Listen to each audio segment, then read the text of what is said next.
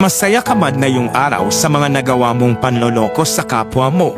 Darating ang araw sisingilin ka ni karma at uusugin ka ng iyong konsensya. Iyon ay kung meron ka.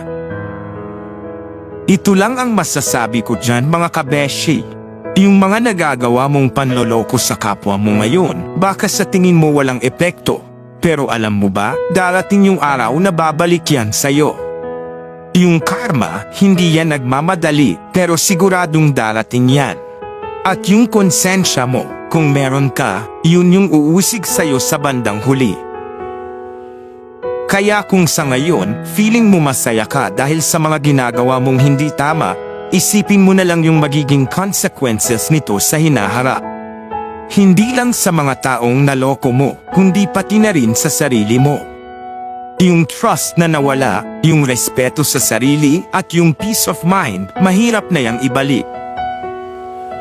Pero syempre, kabeshi, hindi pa huli ang lahat. Kung may mga nagawa kang mali, yung maging handa kang harapin yun at magbago. Yung matutunan mong pahalagahan yung tiwala at damdamin ng iba. Hindi yun madali, pero yung pagbabago, yun yung magdadala sa'yo ng tunay na kasiyahan, hindi yung pansamantalang ligaya ng panloloko. At tandaan mo, kabeshi, yung maging mabuti ka hindi lang para sa iba, kundi para rin sa sarili mo. Yung gawin mo yung tama, hindi dahil sa takot ka sa karma, kundi dahil yun ang nararapat. Kaya yan, kabeshi, huwag kang matakot magbago at gumawa ng tama.